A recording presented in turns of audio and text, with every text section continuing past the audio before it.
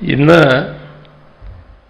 17,821 പേർക്കാണ് കോവിഡ് ബാധിച്ചത്. പരിശോധനകൾ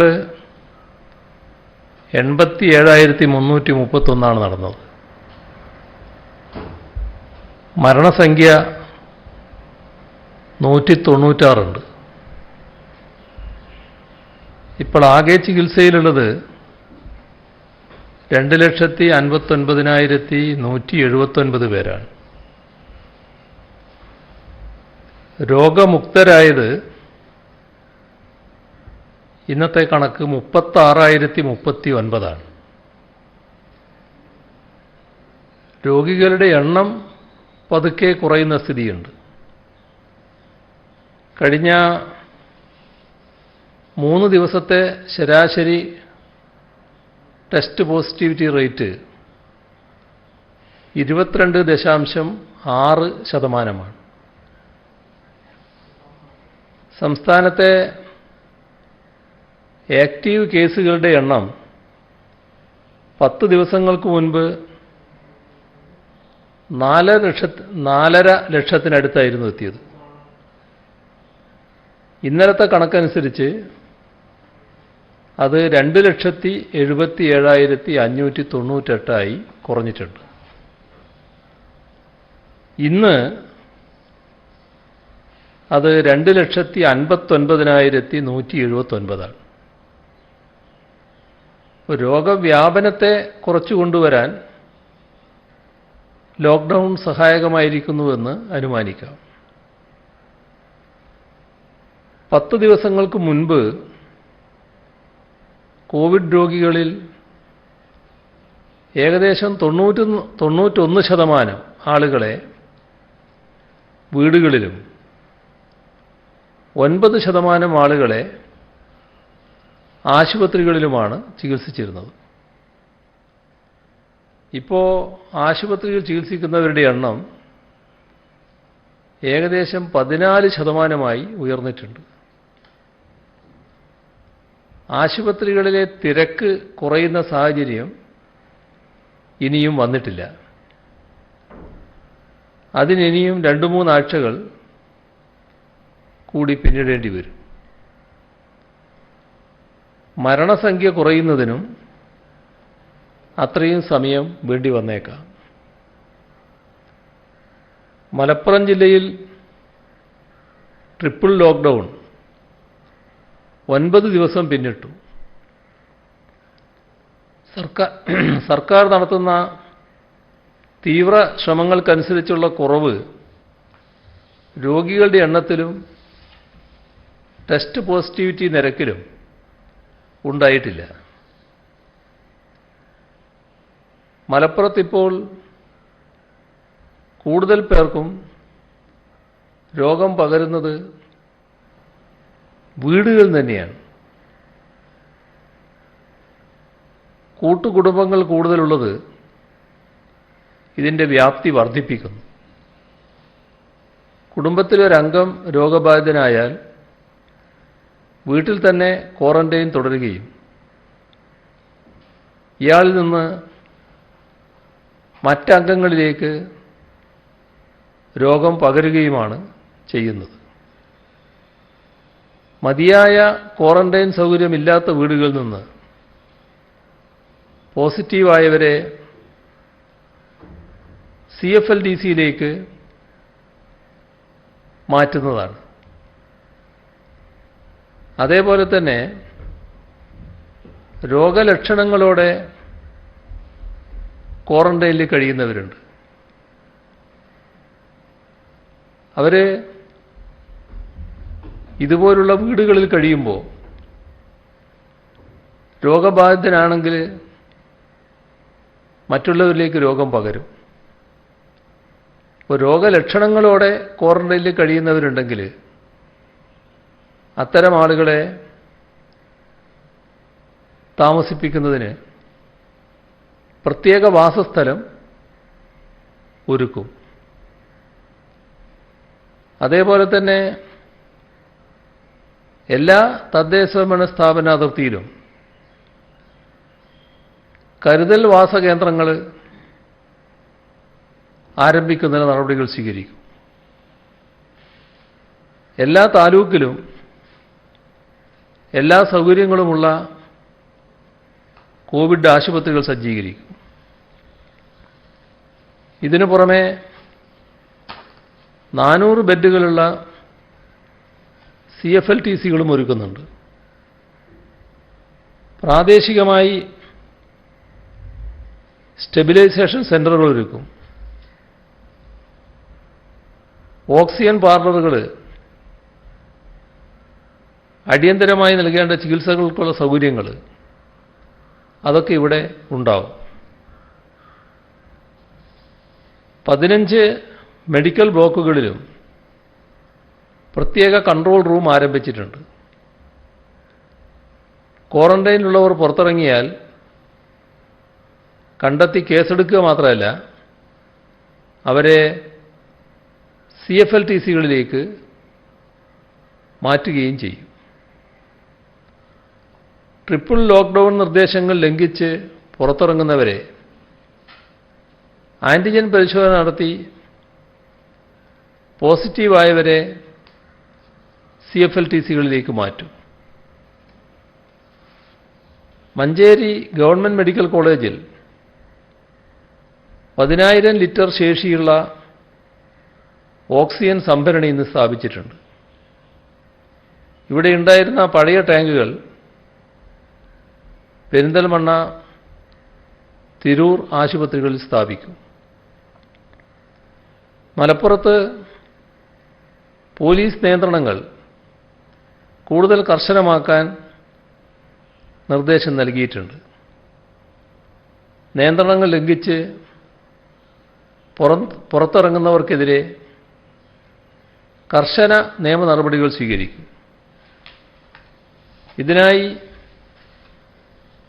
ഉന്നത പോലീസ് ഉദ്യോഗസ്ഥരടങ്ങുന്ന സംഘം വ്യാപകമായ പരിശോധന നടത്തിവരികയാണ്. തക്കതായ കാരണങ്ങളുണ്ടെങ്കിൽ മാത്രമേ ആളുകൾ വീടിന് പുറത്തിറങ്ങാവൂ. ഇക്കാര്യത്തിൽ സർക്കാരിൻ്റെ നിർദ്ദേശങ്ങളോട് സഹകരിക്കണമെന്നും നിയന്ത്രണങ്ങൾ കർശനമായി പാലിക്കണമെന്നും വീണ്ടും അഭ്യർത്ഥിക്കുന്നു. രോഗലക്ഷണങ്ങളുള്ളവരും രോഗികളുമായി സമ്പർക്കമുള്ളവരും പരിശോധനയ്ക്ക് സന്നദ്ധരായി സ്വയം മുന്നോട്ട് വന്നാലേ രോഗവ്യാപനം തടയാൻ സാധിക്കും. മലപ്പുറം ജില്ലയിലെ പ്രത്യേക സാഹചര്യം പരിഗണിച്ച് എല്ലാവരും കൂടുതൽ ജാഗ്രതയും സൂക്ഷ്മതയും പുലർത്തേണ്ടതുണ്ട്. പാലക്കാട് ജില്ലയിലും കൂടുതൽ ശക്തമായ ഇടപെടൽ വേണമെന്ന് തീരുമാനിച്ചിട്ടുണ്ട്. തിരുവനന്തപുരം ജില്ലയിൽ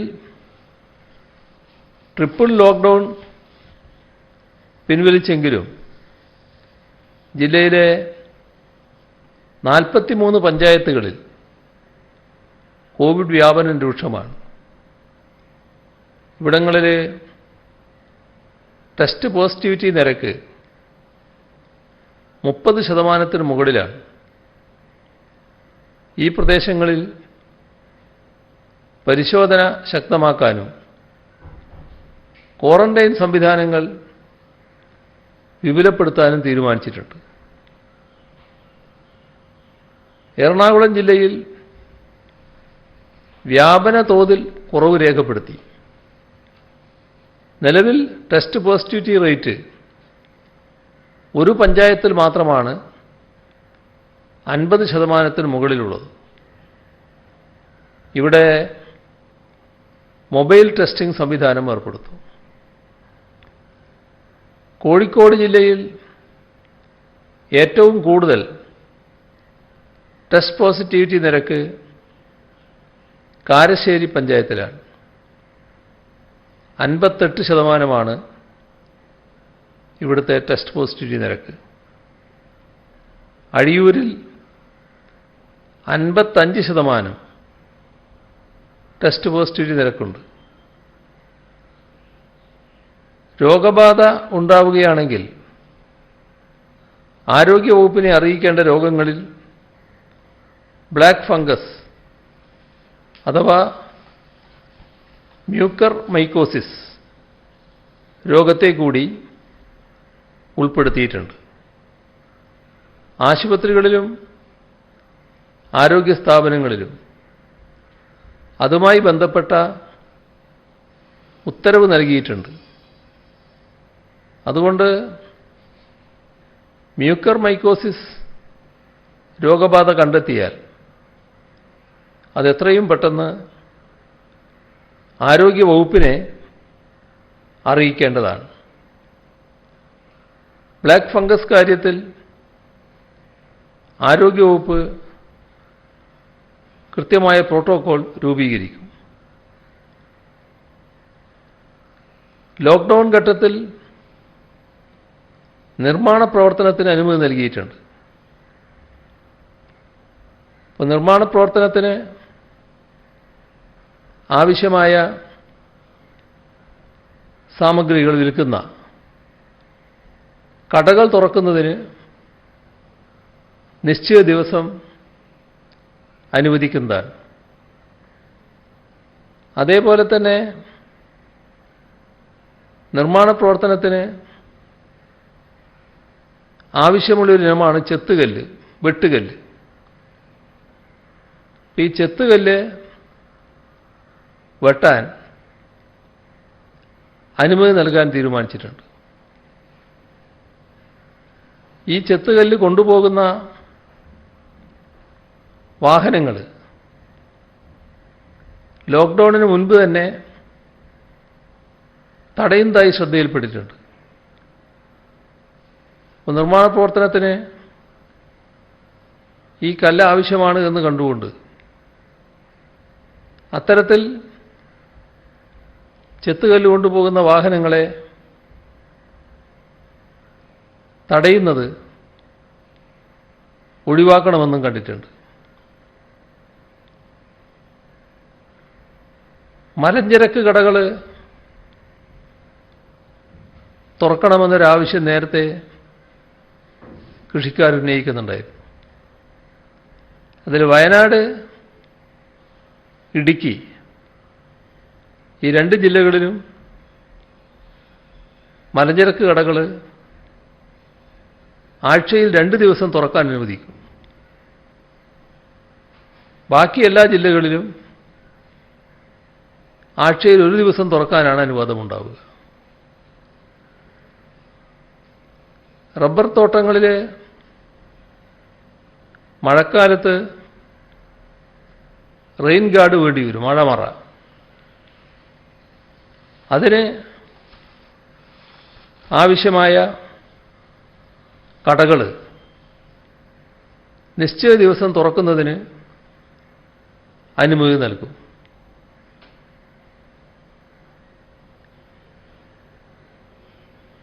വാക്സിനേഷൻ ബാങ്ക് ജീവനക്കാർക്ക് ബാങ്ക് തന്നെ നൽകുമെന്ന് സമ്മതിച്ചിട്ടുണ്ട്. പക്ഷേ ഒരു പ്രശ്നമായിട്ട് ഉന്നയിക്കപ്പെട്ടത് ബാങ്ക് ജീവനക്കാരെ മുൻഗണനാ പട്ടികയിൽ ഉൾപ്പെടുത്തിയാലേ ആദ്യഘട്ടത്തിൽ തന്നെ നൽകാൻ കഴിയുമെന്നുള്ളതാണ്. അപ്പോൾ ആ കാര്യം ഗൗരവമായി പരിഗണിച്ച് അനുകൂല തീരുമാനമെടുക്കും. വിദേശത്ത് ജോലി ചെയ്യുന്നവർക്ക് വാക്സിൻ ലഭ്യമാകുന്നില്ല എന്നൊരു പ്രശ്നം പലരും ഉയർത്തിയിരുന്നു. 2ാം ഡോസ് എടുക്കേണ്ടവരുണ്ട് എന്നുള്ളത്. വാക്സിൻ്റെ പ്രശ്നത്തിൽ കോവിഷീൽഡാണ് വിദേശത്ത് അംഗീകരിച്ച വാക്സിൻ. അപ്പോൾ കോവിഷീൽഡിൻ്റെ 2ാം ഡോസ് 84 ദിവസത്തിന് ശേഷമേ നൽകാവൂ എന്നാണ് ഇപ്പോഴുള്ള നിലപാട്. ഈ 84 ദിവസത്തിനുള്ളിലാണ് വിദേശത്ത് ജോലിയുള്ള ഒരാൾ തിരിച്ചു പോകേണ്ടതെങ്കിൽ ഈ രണ്ടാം ഡോസ് ലഭിക്കാത്തതിൻ്റെ ഫലമായി അയാൾക്ക് ജോലി നഷ്ടപ്പെട്ടു എന്ന് വരാം. അങ്ങനെയുള്ള അനേകം കേസുകളുണ്ട് എന്നാണ് ഇതിനകം വന്നിട്ടുള്ള റിപ്പോർട്ടുകൾ കാണിക്കുന്നത്. അതിൻ്റെ അടിസ്ഥാനത്തിൽ വിദേശത്ത് ജോലിയുള്ളവർ വാക്സിനേഷൻ ലഭിക്കാത്തതുകൊണ്ട് ജോലി നഷ്ടപ്പെട്ടു പോകുന്ന സാഹചര്യം വരുമ്പോൾ അത്തരം ആളുകൾക്ക് വാക്സിനേഷൻ നൽകുന്നതിന് സൗകര്യമൊരുക്കാൻ ആവശ്യമായ നടപടികൾ സ്വീകരിക്കണമെന്ന് തീരുമാനിച്ചിട്ടുണ്ട്. 84 ദിവസം കഴിഞ്ഞേ പറ്റൂ എന്നുള്ളത് ഏത് രീതിയിൽ ഇളവ് ഈ പ്രത്യേക സാഹചര്യത്തിൽ അനുവദിക്കാൻ പറ്റും അത് പരിശോധിക്കാനാണ് തീരുമാനിച്ചിട്ടുള്ളത്. അതോടൊപ്പമുള്ളൊരു പ്രശ്നം, നമ്മളിവിടെ ഉപയോഗിക്കുന്ന കോവാക്സിൻ, കോവിഷീൽഡിനോടൊപ്പം കോവാക്സിൻ ഉപയോഗിക്കുന്നുണ്ട്. കോവാക്സിന് വിദേശ അംഗീകാരമില്ല. അപ്പോൾ ആ കാര്യത്തിൽ കേന്ദ്ര ഗവൺമെൻറ് തന്നെ WHO-യുമായി ബന്ധപ്പെട്ട് നടപടികൾ സ്വീകരിക്കുന്നുണ്ട് എന്നാണ് മനസ്സിലാക്കുന്നത്. അതുകൊണ്ട് പെട്ടെന്ന് തന്നെ അംഗീകാരമാകുമെന്നാണ് പ്രതീക്ഷിക്കുന്നത്. ഇത് നമ്മെ ബാധിക്കുന്നൊരു പ്രശ്നമായതുകൊണ്ട് കോവാക്സിൻ്റെ അംഗീകാരം പെട്ടെന്ന് ലഭ്യമാക്കാൻ ആവശ്യമായ നടപടി സ്വീകരിക്കണമെന്നത് കേന്ദ്രത്തിൻ്റെ ശ്രദ്ധയിലും സംസ്ഥാന സർക്കാർ പെടുത്തുന്നതാണ്. അതോടൊപ്പം ഹയർ സെക്കൻഡറി പരീക്ഷകൾ എഴുതുമ്പോൾ മാസ്ക് ധരിക്കുന്നതിലുള്ള പ്രയാസം ചിലർ ചൂണ്ടിക്കാണിക്കുന്നുണ്ട്. കോവിഡിൻ്റെ ഭാഗമായി പല പ്രയാസവും അനുഭവിച്ചാണല്ലോ നമ്മളെല്ലാവരും മുന്നോട്ട് പോകുന്നത്. അപ്പോൾ മാസ്ക് ധരിക്കുന്നത് ഒരു പ്രയാസമാണെന്ന് കാണാതെ അത് സ്വയം കരുതലും മറ്റുള്ളവർക്ക് വേണ്ടി കൂടിയുള്ളൊരു നടപടിയുമാണ് എന്ന് കണ്ടുകൊണ്ട് നടപ്പാക്കുകയാണ് വേണ്ടത്. അപ്പോൾ മാസ്ക് ധരിച്ചുകൊണ്ട് തന്നെ പരീക്ഷ എഴുതുക എന്നതാണ് ചെയ്യേണ്ടത്. ഇതിനിടയ്ക്ക് ഉയർന്നു വന്ന ചില നിർഭാഗ്യകരമായ പ്രശ്നങ്ങൾ, അച്ഛനും അമ്മയും മരണപ്പെടുന്നു. കുട്ടികൾ അത്തരമൊരവസ്ഥയിൽ വല്ലാത്തൊരു അനിശ്ചിതത്വത്തിലാകുന്നു. അപ്പോൾ അത്തരം കുട്ടികളെ സംരക്ഷിക്കേണ്ടതുണ്ട് എന്നാണ് ഗവൺമെൻറ് കാണുന്നത്. അതിനാവശ്യമായ നടപടികൾ സ്വീകരിക്കും. എന്തൊക്കെ നടപടിയാണ് സ്വീകരിക്കുക എന്നത് ഒരു പരിശോധനയിലൂടെ തീരുമാനിക്കാമെന്നാണ് വെച്ചിട്ടുള്ളത്.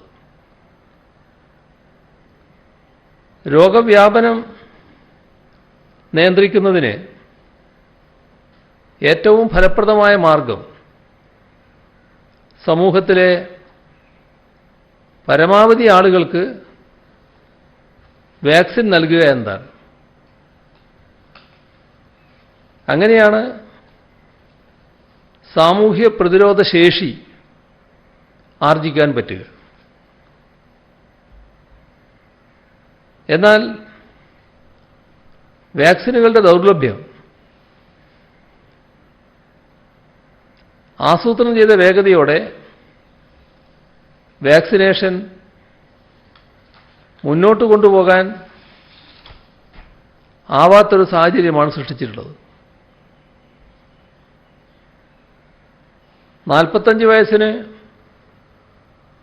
മേലെയുള്ളവർക്ക് വാക്സിനേഷൻ ആവശ്യമായ വാക്സിൻ നൽകേണ്ടത് കേന്ദ്ര ഗവൺമെൻറ്റാണ്.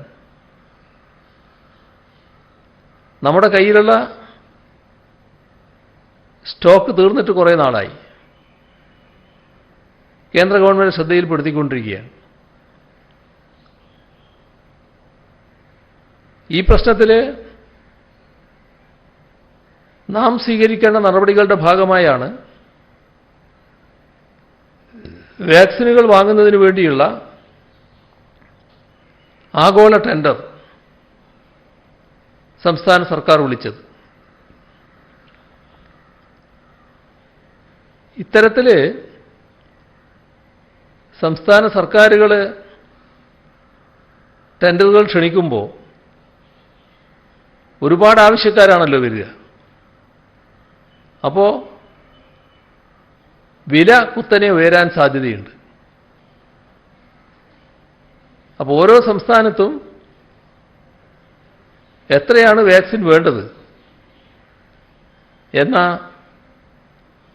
ആവശ്യകത കണക്കാക്കുക. അങ്ങനെ രാജ്യത്തിന് മൊത്തത്തിൽ എത്രയാണോ വാക്സിൻ ആവശ്യമായി വരുന്നത് ആ വാക്സിൻ വാങ്ങുന്നതിനുള്ള ആഗോള ടെൻഡർ കേന്ദ്ര സർക്കാർ തന്നെ വിളിക്കുക. അങ്ങനെ വന്നാൽ വാക്സിനുകളുടെ വില ഉയരാതെ നിലനിർത്താൻ കഴിയും. ഇതിനാവശ്യമായ നടപടികൾ എത്രയും പെട്ടെന്ന് സ്വീകരിക്കണമെന്നാവശ്യപ്പെട്ട് പ്രധാനമന്ത്രി നരേന്ദ്രമോദിക്ക് കത്തയച്ചിട്ടുണ്ട്. അതോടൊപ്പം സംസ്ഥാനങ്ങൾക്ക് വാക്സിനുകൾ സൗജന്യമായി നൽകിക്കൊണ്ട് ഒരാൾ പോലും ഒഴിവാകാതെ എല്ലാ ജനങ്ങളും വാക്സിൻ എടുക്കുന്നത് ഉറപ്പുവരുത്തണം എന്നും ആവശ്യപ്പെട്ടിട്ടുണ്ട്. ഉചിതമായ നടപടികൾ പ്രധാനമന്ത്രിയുടെ ഭാഗത്തു നിന്ന് ഉണ്ടാകുമെന്ന് പ്രതീക്ഷിക്കാം. സ്വകാര്യ ആശുപത്രികളിൽ സൗജന്യ ചികിത്സ നൽകുന്ന സർക്കാരിൻ്റെ കാരുണ്യ ആരോഗ്യ സുരക്ഷാ പദ്ധതിയിൽ രണ്ടാമത്തെ തരംഗത്തിൻ്റെ തുടക്കത്തിൽ 106 ആശുപത്രികളാണ് 8 മണിക്കൂർ വരെയാണ് പരമാവധി ഉപയോഗിക്കാൻ കഴിയുക. N95 മാസ്കുകളും ഒരു തവണ മാത്രം ഉപയോഗിക്കുന്നതാണ് ഉത്തമമായിട്ടുള്ളത്. പക്ഷേ വില കണക്കിലെടുത്തുകൊണ്ട് കൂടുതൽ തവണ N95 മാസ്കുകൾ ഉപയോഗിക്കുന്നതിനുള്ള ശാസ്ത്രീയമായ രീതി all India institute of medical science നിർദ്ദേശിച്ചിട്ടുണ്ട്. N95 മാസ്കുകൾ വാങ്ങുമ്പോൾ 5 മാസ്കുകളെങ്കിലും ഒരുമിച്ച് വാങ്ങുകയും ഒരു തവണത്തെ ഉപയോഗത്തിന് ശേഷം മലിനമായിട്ടില്ലെങ്കിൽ ആ മാസ്ക് ഒരു പേപ്പർ കവറിൽ സൂക്ഷിക്കുകയും വേണം. മറ്റ് 4 മാസ്കുകൾ കൂടി ഉപയോഗിച്ച് ഇതേപോലെ സൂക്ഷിച്ചതിന് ശേഷം 6ാമത്തെ ദിവസം ആദ്യ ദിവസം ഉപയോഗിച്ച മാസ്ക് വീണ്ടും ഉപയോഗിക്കാം. ഈ വിധം പരമാവധി 3 തവണ ഒരു മാസ്ക് ഉപയോഗിക്കാം. അതിൽ കൂടുതൽ തവണയോ തുടർച്ചയായോ N95 മാസ്കുകൾ ഉപയോഗിക്കാൻ പാടില്ല. മാസ്കുകൾ ഇത്തരത്തിൽ ശാസ്ത്രീയവും സുരക്ഷിതവുമായ രീതിയിൽ വേണം നമ്മൾ ഉപയോഗിക്കുന്നത്. മാസ്കുകൾ ഉപയോഗിക്കുന്നതും ബ്ലാക്ക് ഫംഗസ് രോഗവും തമ്മിൽ ബന്ധപ്പെടുത്തിക്കൊണ്ട് അശാസ്ത്രീയമായ സന്ദേശങ്ങൾ പരക്കുന്നത് ശ്രദ്ധയിൽപ്പെട്ടിട്ടുണ്ട്. യഥാർത്ഥത്തിൽ ബ്ലാക്ക് ഫംഗസ് ഉൾപ്പെടെയുള്ള രോഗങ്ങളെ തടയാൻ ശരിയായ രീതിയിൽ മാസ്കുകൾ ഉപയോഗിക്കുന്നത് നല്ലതാണ്. അതുകൊണ്ട് മാസ്കുകൾ കൃത്യമായി ഉപയോഗിക്കാൻ എല്ലാവരും ശ്രദ്ധിക്കണം.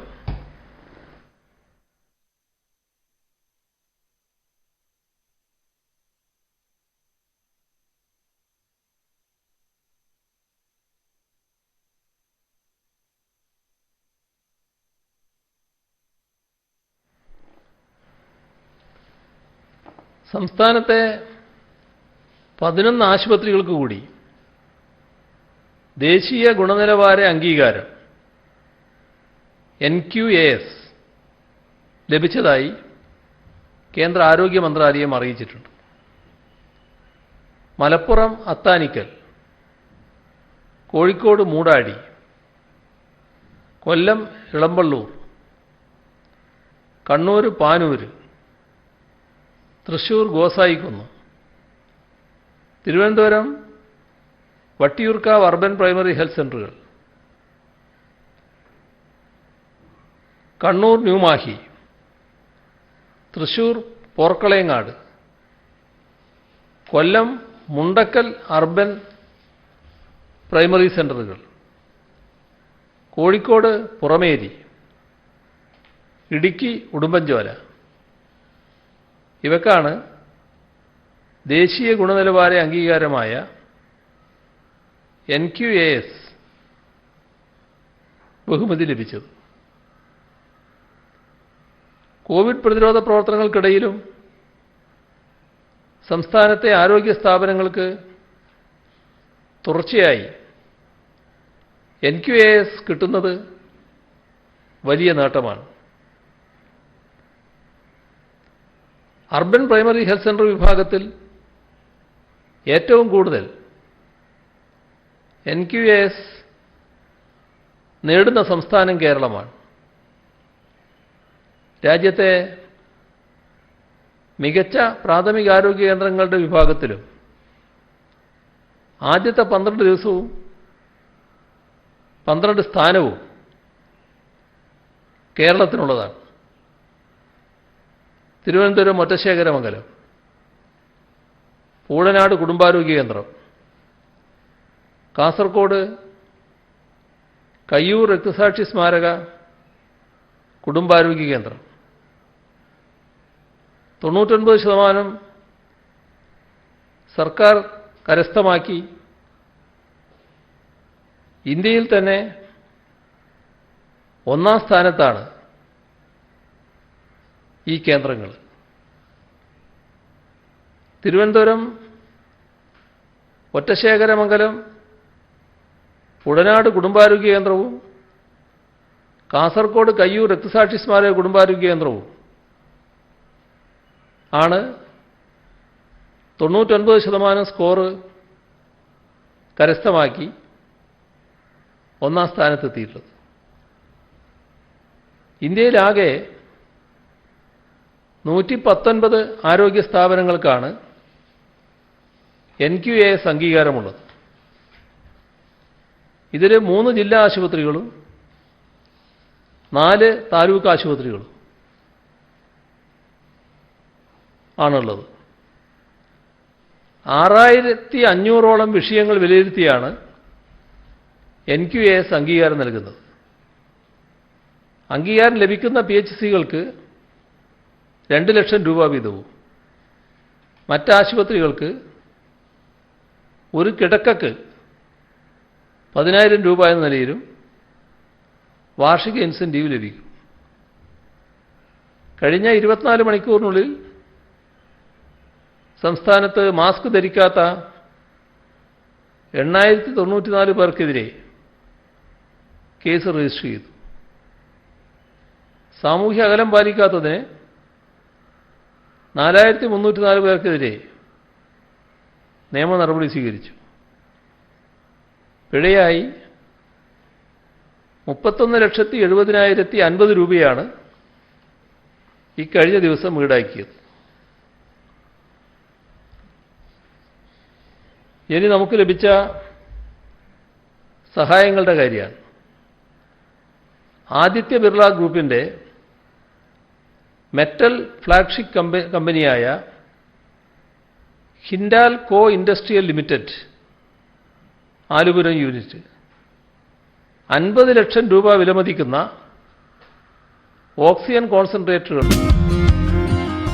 ഫ്രൂട്ട്സും വെജിറ്റബിൾസും ഒക്കെ ഒരു മാസത്തെ പെൻഷൻ തുക 12,000 രൂപ. ഡോക്ടർ എം ലീലാവതി 1 ലക്ഷം. ധർമ്മടം ഗ്രാമപഞ്ചായത്ത് 10 ലക്ഷം. തലോർ സർവീസ് സഹകരണ ബാങ്ക് 10,48,343.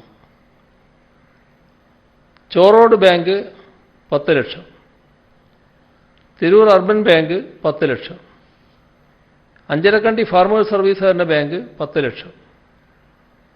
തലശ്ശേരി ബ്ലോക്ക് പഞ്ചായത്ത് 10 ലക്ഷം. അഴീക്കോട് സർവീസ് സഹകരണ ബാങ്ക് ജീവനക്കാരുടെ വീതം ഉൾപ്പെടെ 8,59,398. മൈനാഗപ്പള്ളി സർവീസ് സഹകരണ ബാങ്ക് 5,13,300. തൊട്ടിപ്പാൽ സർവീസ് സഹകരണ bank 7,32,712. Vadakara block employees cooperative society 5,58,308. ചുഴലി സർവീസ് സഹകരണ ബാങ്ക് 5 ലക്ഷം. ജീവനക്കാർ 30,900. Kerala cooperative service pensioners association 5 ലക്ഷം.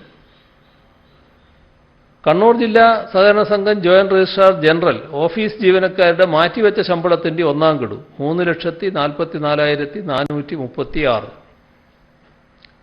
കുന്നിരിക്ക സർവീസ് സഹകരണ ബാങ്ക് 3,35,100. ISRO സ്റ്റാഫ് അസോസിയേഷനും സാംസ്കാരിക സംഘടനകളായ സ്പാർക്ക് ആർട്സ് ക്ലബ്ബും സ്പാർക്ക് ഫിലിം സൊസൈറ്റിയും ചേർന്ന് 3 ലക്ഷം. മാടായി സർവീസ് സഹകരണ ബാങ്ക് 3 ലക്ഷം. Ernakulam Ebenezer higher secondary school ഹെഡ്മിസ്ട്രസും അധ്യാപകരും 2,59,398. Mananthavady cooperative urban society 2,08,123.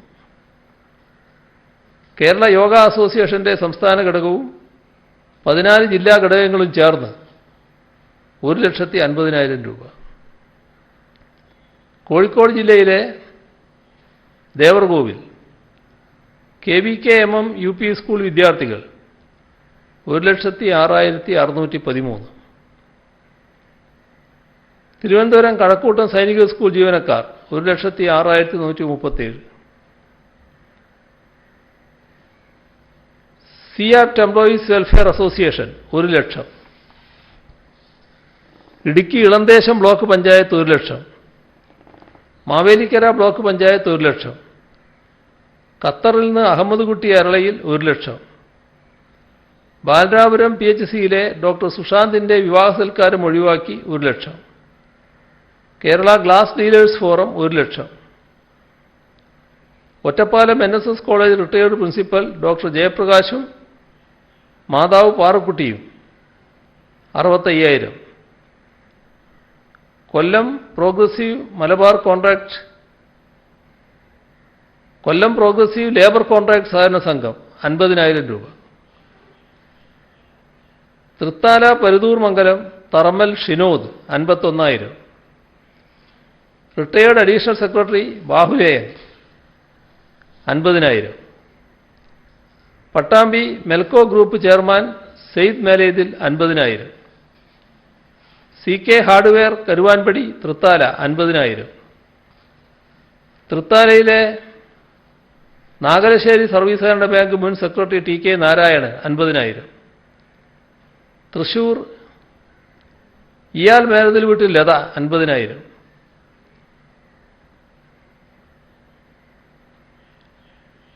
Mavelikkara Kallumala Aneesh 50,000. CPIM Thadakkara local secretary ആയിരുന്ന PK ശശിധരന്റെ സ്മരണാർത്ഥം കുടുംബം 50,000. Kanhangad Nanmamaram charitable trust 45,000.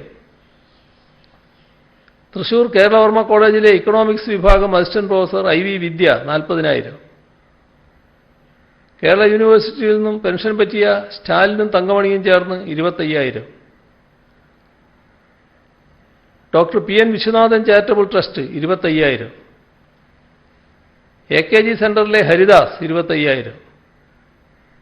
കണ്ണൂർ ജില്ലാ പഞ്ചായത്ത് അംഗം ചന്ദ്രൻ Kallat 25,000.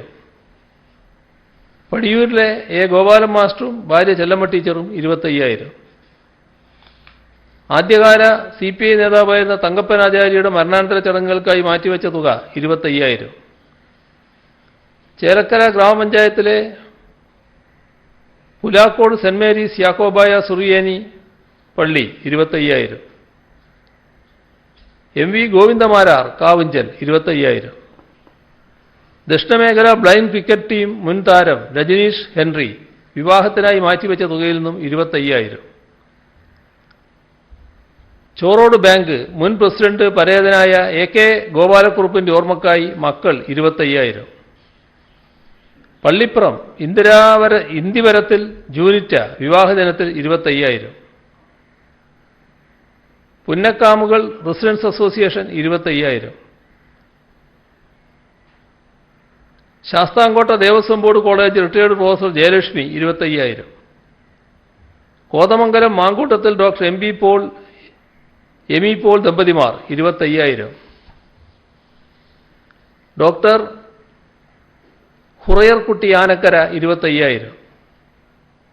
Janasakthi Padayana Nileshwaram 20,000. CPIM Thrithala area committee അംഗം VK Manoj Kumar 15,000. Madayi agriculture welfare സഹകരണ സൊസൈറ്റി 11,167. മാടായി അഗ്രികൾച്ചർ വെൽഫെയർ സഹകരണ സൊസൈറ്റി 11,167. പുതിയിടം ഗ്രീൻ ഗാർഡനിൽ ഫൈസൽ റഹ്മാൻ 10,000. മാവേലിക്കര വാഴയിൽ ബാലൻ 10,000. ഭാരതീപുരം റബ്ബർ ഉൽപ്പാദക സംഘം 10,000. മട്ടന്നൂർ HSSലെ NSS വളണ്ടിയർമാർ 10,000. കൈരളി നെൽകർഷക സ്വാശ്രയ സംഘം മൂക്കുന്ന് 10,000. ശാന്ത ഗോപികോട്ടിമുറിക്കൽ 10,000. അഞ്ചരക്കണ്ടി ഓടത്തിൽ പിടികയിലെ പരേതനായ കൊളവയിൽ ബാലന്റെ സ്മരണാർത്ഥം കുടുംബാംഗങ്ങൾ 10,000. കേരള സംസ്ഥാന service pensioners union Ettumanoor unit ആദ്യ ഗഡു 10,000. ചക്കരക്കൽ 4-ാം പീടിക സോനാ റോഡിലെ VV പുരുഷോത്തമൻ 10,000. ആനയറ ലളിതാരാമത്തിൽ രാമചന്ദ്രന്റെ 10ാം ചരമവാർഷികത്തോടനുബന്ധിച്ച് ഭാര്യ ലളിതയും കുടുംബാംഗങ്ങളും 10,000.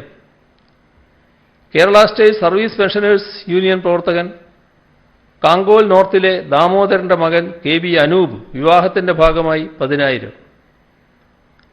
പാലക്കാട് വിളയൂർ എടപ്പലം PTM YHSSലെ NSS വളണ്ടിയേഴ്സ് 5,000 രൂപ. സമഗ്ര ശിക്ഷാ ഓഫീസുകളിലെ ജീവനക്കാർ മാറ്റിവെച്ച ശമ്പളത്തിന്റെ ആദ്യ ഗഡു അടച്ചു. പുനലൂർ പച്ചയിൽ വീട്ടിൽ ജഗദമ്മ ആടിനെ വിറ്റ് കിട്ടിയ തുക 5,001 രൂപ. ചേലക്കര കുറുമല വലിയ പറമ്പിൽ പത്മാവതി തന്റെ ആടിനെ വിറ്റ് ലഭിച്ച 5,000 രൂപ. ഇത്രയും വിവരങ്ങളാണ് ഇന്ന് പങ്കുവെക്കാനുള്ളത്.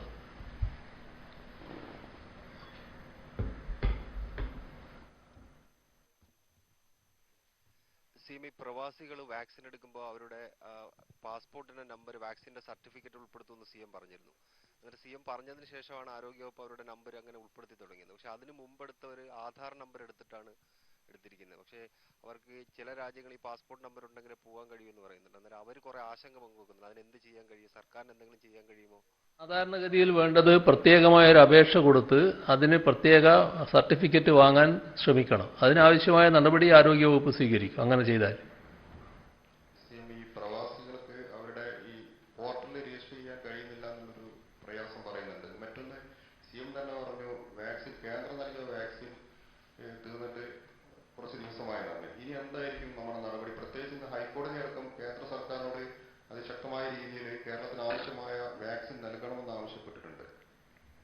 അതെ, അത് കേന്ദ്രമാണ് ആ വാക്സിൻ നൽകേണ്ടത്. അത് നൽകുമെന്ന പ്രതീക്ഷയിലാണ് നമ്മൾ നിൽക്കുന്നത്. പക്ഷേ എപ്പോൾ നൽകുമെന്നതിനെക്കുറിച്ച് ഒരു വിവരവും ഇതേവരെ ലഭ്യമായിട്ടില്ല. അത് കുറച്ചൊരു ആശങ്ക ഉണർത്തുന്ന കാര്യമാണ്. കാരണം ഈ അടുത്ത ആഴ്ചകളിലും മാസമൊക്കെ വേണമല്ലോ ഈ വാക്സിൻ കിട്ടുന്നത്. അങ്ങനെ തന്നെ കിട്ടുമോ എന്നൊരാശങ്ക തന്നെ ഉയർന്നു വരുന്നുണ്ട്. അപ്പോൾ അതുകൊണ്ട് ഫലപ്രദമായ നടപടി കേന്ദ്ര ഗവൺമെൻറ് സ്വീകരിക്കണമെന്ന് തന്നെയാണ് അക്കാര്യത്തിൽ സംസ്ഥാന ഗവൺമെൻറ്റിൻ്റെ അഭിപ്രായം. അതോടൊപ്പം സംസ്ഥാന സർക്കാർ ഇതിനു പുറമെ വാക്സിൻ ലഭ്യമാക്കാനുള്ള ശ്രമം നേരത്തെ കേന്ദ്ര ഗവൺമെൻറ് സംസ്ഥാന സർക്കാർ ചെയ്യണമെന്ന് പറഞ്ഞ കാര്യത്തിൽ നടപടികൾ സ്വീകരിച്ചിട്ടുണ്ട്. അതിൻ്റെ ടെൻഡർ നടപടികൾ നടന്നിരിക്കുകയാണ്. ആ കാര്യങ്ങൾ നല്ല പുരോഗതി ഉണ്ട് എന്നാണ് മനസ്സിലാക്കുന്നത്.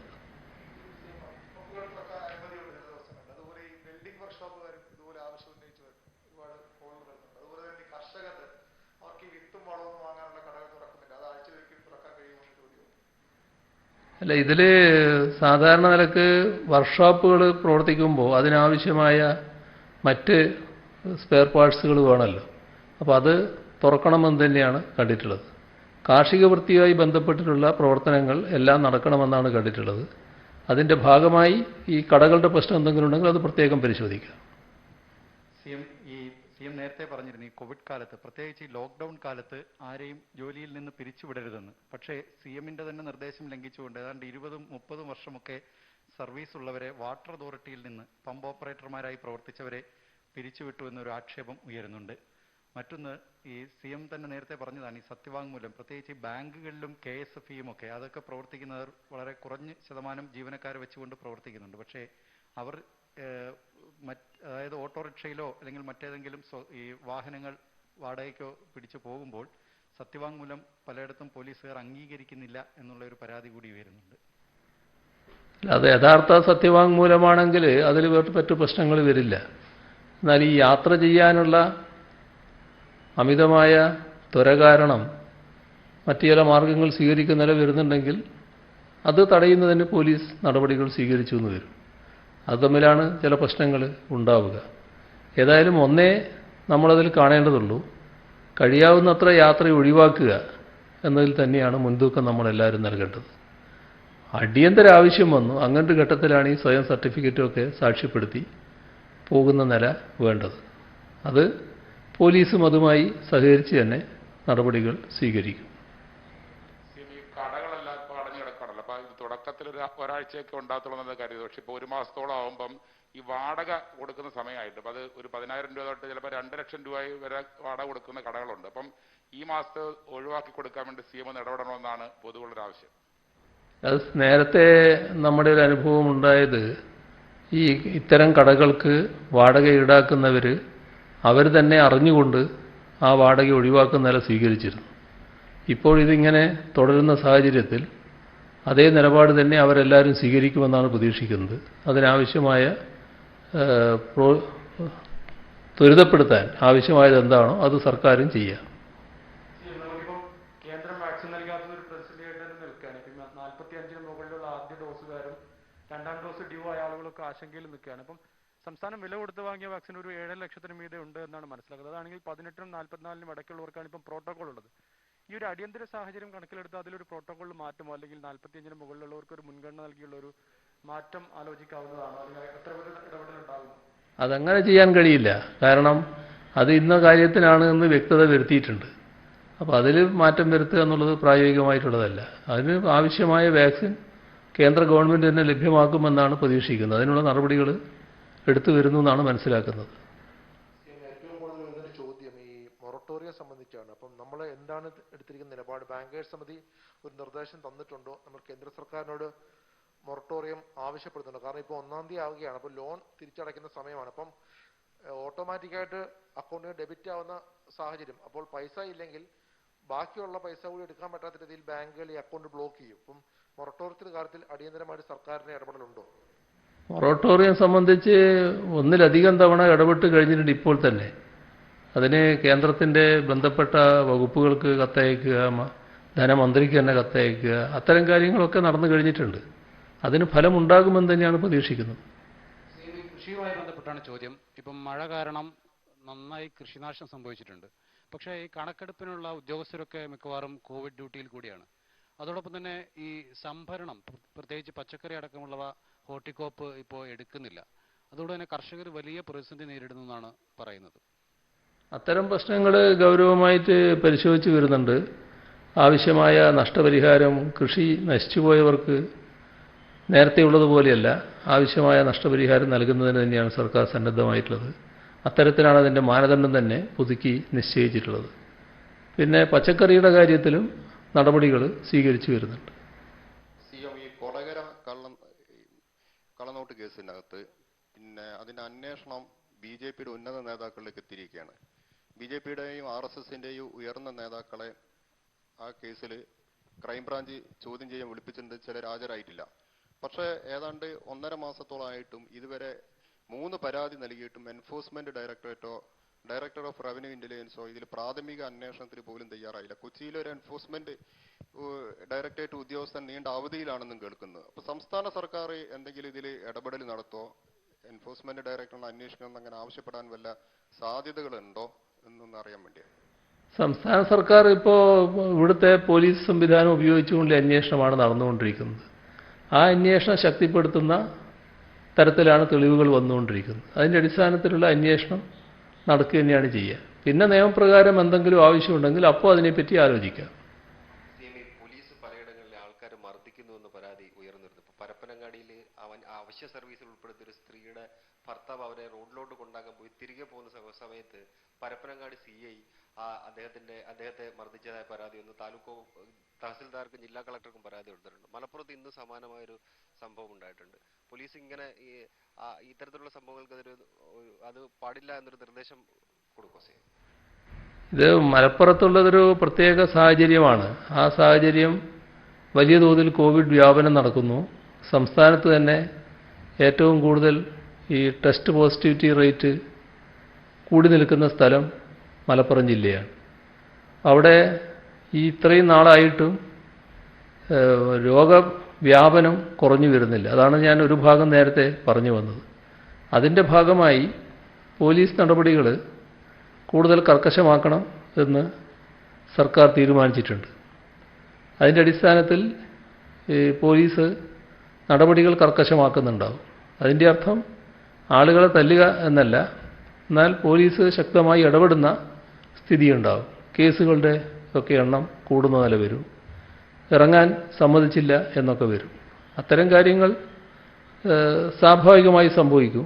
അക്കൂട്ടത്തിൽ സംഭവിക്കാൻ പാടില്ലാത്ത എന്തെങ്കിലും സംഭവിച്ചിട്ടുണ്ടെങ്കിൽ അത് പ്രത്യേകം പരിശോധിക്കുകയും ചെയ്യാം. CM ഈ കഴിഞ്ഞ സർക്കാരിന്റെ നയങ്ങളുടെ അംഗീകാരമാണ് തുടർ ഭരണം എന്നാണ് പൊതുവെ വ്യാഖ്യാനിക്കപ്പെടുന്നത്. അപ്പോൾ ആ സാഹചര്യത്തിൽ CM എങ്ങനെയാണ് ഈ കഴിഞ്ഞ തവണത്തെ പ്രതിപക്ഷത്തെ, കഴിഞ്ഞ ദിവസം ഈ ഒരു ചോദ്യം ചോദിച്ചപ്പോൾ പ്രതിപക്ഷ നേതാവിന്റെ പ്രവർത്തനത്തെക്കുറിച്ച് ചോദിച്ചപ്പോൾ അന്ന് പ്രതിപക്ഷ നേതാവിന് കുറച്ച് വിഷമമുണ്ട് എന്നുള്ള നിലയിലായിരുന്നു CM പറഞ്ഞത്. പക്ഷേ ഇന്നിപ്പോൾ ദിവസങ്ങൾ കഴിഞ്ഞു. ഇന്ന് പ്രതിപക്ഷ നേതാവ് പറയുന്നത് മുഖ്യമന്ത്രിയുടെ സർട്ടിഫിക്കറ്റ് തനിക്ക് ആവശ്യമില്ല എന്നാണ്. ഞാൻ അദ്ദേഹത്തിന് സർട്ടിഫിക്കറ്റ് നൽകാൻ തയ്യാറായിട്ടില്ലല്ലോ. പിന്നെ ഇതിന് ആവശ്യമില്ല എന്ന് പറഞ്ഞാൽ ഞാൻ നൽകാൻ തയ്യാറായിട്ടുണ്ടെങ്കിലല്ലേ അതിൻ്റെ ഒരു ആവശ്യം വരുന്നില്ലല്ലോ. അപ്പോൾ നമുക്ക് ബാക്കി പിന്നെ ആകാം, അതാ നല്ലത്. ശരി.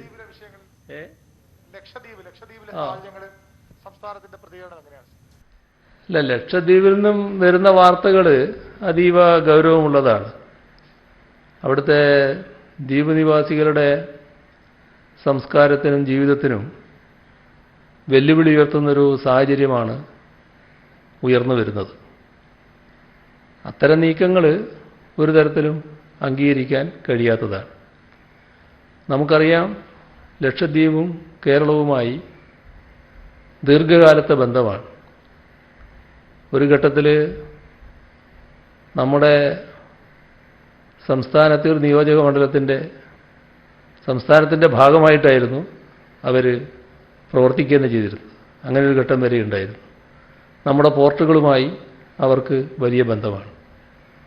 നമ്മുടെ നാട്ടിലാണ് അവരുടെ ചികിത്സാ വിഷയാർത്ഥമൊക്കെ സാധാരണ വരാറുള്ളത്.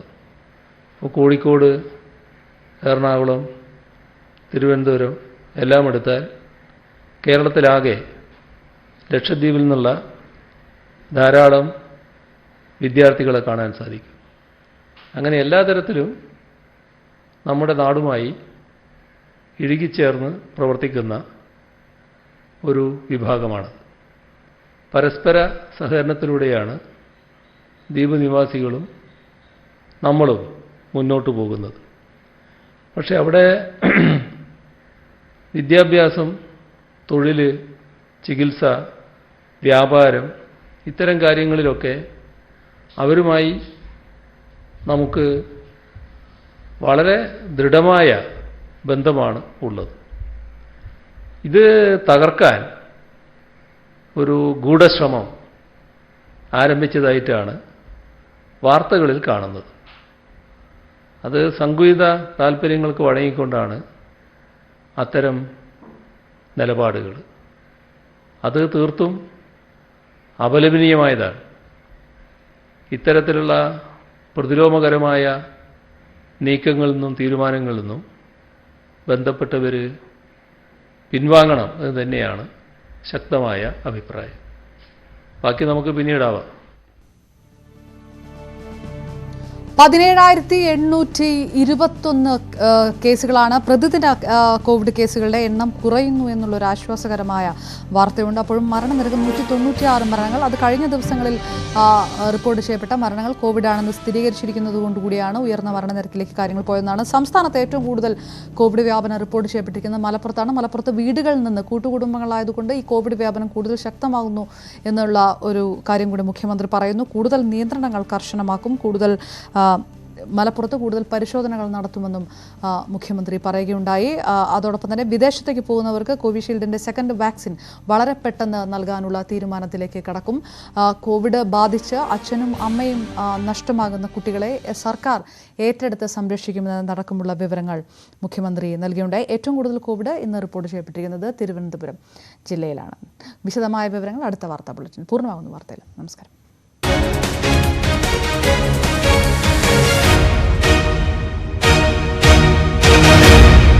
ഈ പരിപാടി നിങ്ങൾക്കായി സമർപ്പിക്കുന്നത് കഥകൾ